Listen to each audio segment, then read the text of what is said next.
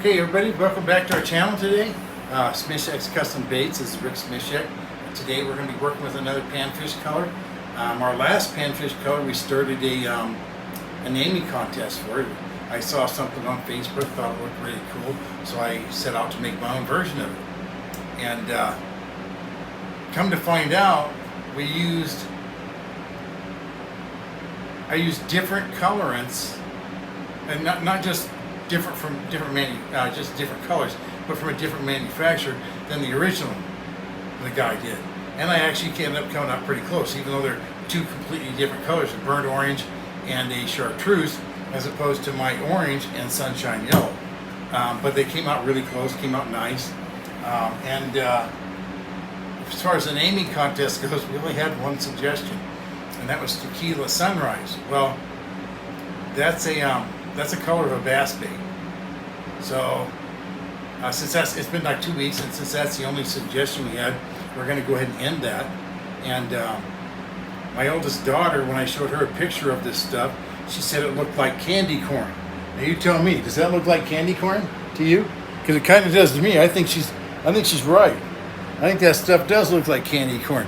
So that's what we're going to name it, candy corn, with a K instead of a C on both words. So now we have candy corn, all right? And today we're going to be making my version of electric chicken. It's a pink and chartreuse colored bait.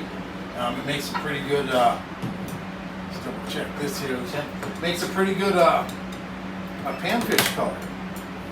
And you mix those. So take this out.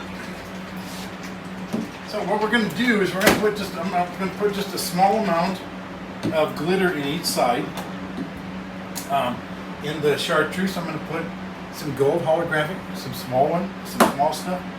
And then in the other one at the top, we're going to put a silver holographic, the really small stuff. So that should be good.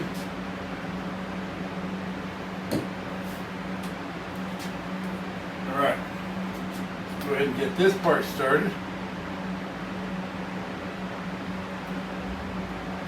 Check that, see how it looks.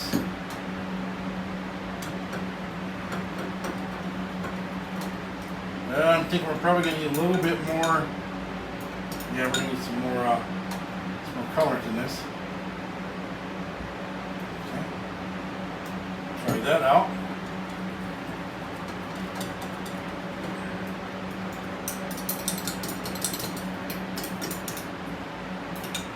Oh, that's looking better.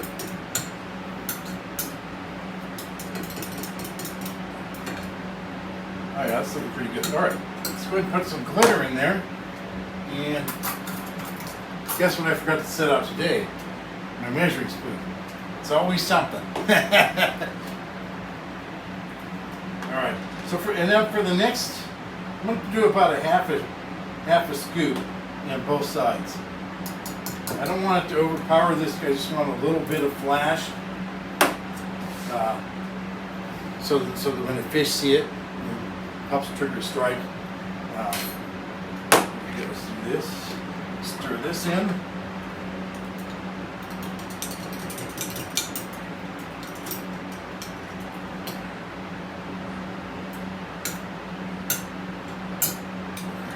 But anyway, for the panfish colors, I have a list of them.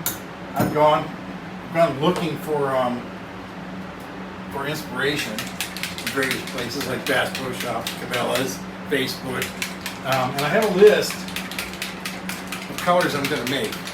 And so each week we're going to be doing panfish colors here. And then I'll be sending the baits to my oldest daughter and her soon-to-be husband to take the pictures and edit them so we can get them up on the website. Chartreuse here. I really like that chartreuse from Dead On Plastic. It's not a bleeder. It's pretty thick. It's not a real thin color. You can't see through it very well, and that helps with your laminates a ton. Okay, here we go. Let's go ahead and put in our gold glitter in the bottom. And I'll check my temps real quick. Yeah, that should be good enough. Check my temps real quick and see how they are. We might have to heat things up a little bit. Here.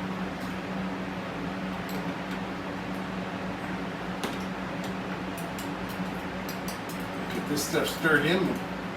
Double check it, see how it looks. I have a chartreuse with just silver glitter. We're gonna make that as a panfish bait too. I actually have some remelt over there. Oh yeah, that's looking really nice. That's looking about like exactly like what I want. Okay, let's check our temps. This is gonna have to go back in. This one's just under 300. It's about 290. So put that in there. Let's check the pink one.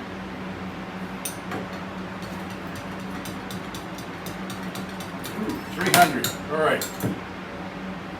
Let's set that in. All right. We'll be right back. Let's see, after we get this brought up to temp. All right. All right. We've got our plastisol up to temperature now. It's this one's just a little bit. It's about 5 degrees cooler than this one, which is fine. But here we go. All right. First one first. We're just going to shoot all our small baits today. And I don't even remember what order I put the molds in. So there's that one. There's this one here. But there's the frog, the baby frogs here, the little jerk baits here, and then the inch and 3/4 or the inch and 3/4, the 1.625 inch curl tail grub, and then the inch and 3/4 split tail. All right. Now this one, the inch and 3/4 split tail is the one that came from Jacob's Baits, and he's the only mold manufacturer that doesn't use a standard injection port. So we have to be ridiculously careful on that. Oh, guess what? I think I waited too long. Let's see here. I might have to reshoot this. Oh no, I think we got it.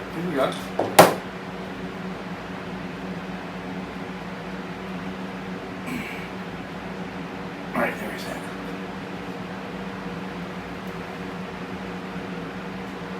Talking a little too much while I'm sitting there with the injector and the blending block full of plastic. That was a little warm.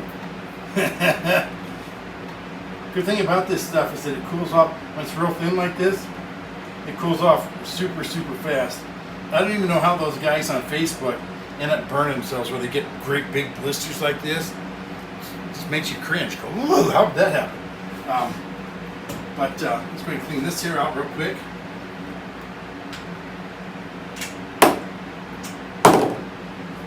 Those are a little warm.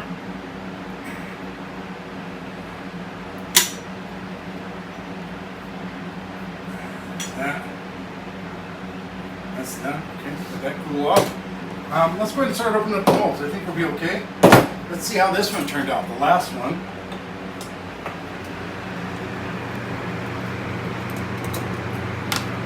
And this guy also uses Phillips head screws to hold his molds together, which probably isn't, I don't know, it's probably not the best idea. Okay, let's see here. Oh well, see now I did wait too long. See those? I'll reshoot those again off camera, and because I need samples. Oh, actually, these ones down here on the bottom seem to go okay. But yeah, that's something I should probably watch out for when I'm doing videos. Is to not sit there and wait for the injector. Oops. Alright, let's see about this one. Which one is this? Oh, this is the baby frog. Oh, see, those little frogs, those turned out pretty nice. Yep, they sure did. We clip one off the screw here, put it over here in our pile for a picture pile.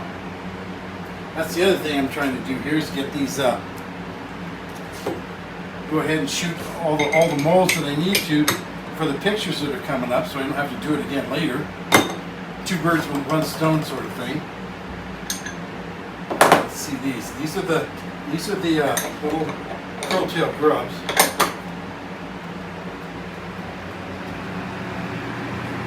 Oh yeah, this mold is from Enforcer, and yeah, those turned out super nice. Let's go ahead and clip one of these bad boys off. Let's take this one here, and we'll put it over here with them. All right, there we go. There's those. Now the last mold. This should be our little jerkbait, 2.5-inch jerkbait. Interestingly enough, 3 of the 4 molds I shot today just now came from Enforcer. These ones here, nice, beautifully crafted. That's what we say. And look at how beautiful that that sprue is. Okay, when you see the sprue laminate that well, you know your bait's laminated really well too. So let's go ahead and clip one of these bad boys off for pictures. And all right, there we go. And this one, I don't know, I'm probably not going to call it electric chicken. We'll come up with something else though. Not sure what yet, but we'll figure something out. Alright, there we go. See, I went ahead and cut that sprue in half again, lengthwise, and that's how I hang these. Because otherwise, when they're like this, you try to hang them on your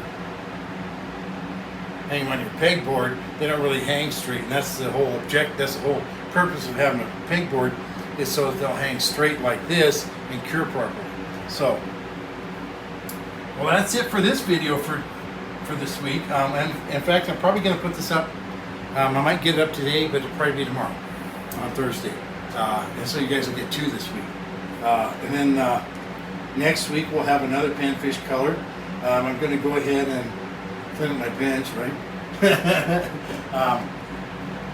You know, it might seem like I'm a clean freak or something because I'm always trying to clean the stuff off my bench, but there's a purpose to that. You keep your bench clean, and it keeps you from contaminating the next baits. There's none of this stuff laying on there. Okay, there's no glitter laying there from the last colored baits, and you get it in. Like say you're trying to shoot a white bait, and all of a sudden you have gold glitter in it, here and there. That's not what you're supposed to have, right? So I keep my bench clean. That's why I do that. But today, well, I'm also going to go ahead and shoot a short video on how to make sprue extenders, and we'll show you how to do that. It's super easy. The guy at Bait Junkies, Leonard Smith, that's his name. I almost couldn't think of his name for a second there. Leonard Smith told me, he says, you don't need to. He says, you don't need to make sprue extenders for my molds. He says, just top them off once. I said, well, the problem with that is that I fill the molds, and then I get busy doing other stuff, and I always forget. He laughed. He said, okay, yeah, sure, I understand that. So if I use a sprue extender, I don't have to go back and top off the molds. So I'm going to show you how to do that, and then in the very next video, it'll take like 5 minutes or so. Right? But until then, if you liked what you saw today, hit the like button, hit subscribe, and also share. Why? Because our moms taught us to. Our moms taught each and every one of us to share. Okay, even with people we don't like. Okay? We still have our subscriber contest going. Last I looked, I think it was this morning. I think it was 96, and we're going for 250. Don't forget if you haven't checked out the subscriber contest for 250 subscribers, that video, go ahead and check it out. We talk about the giveaway that we're going to do. Yeah, until then, tight lines and calm waters.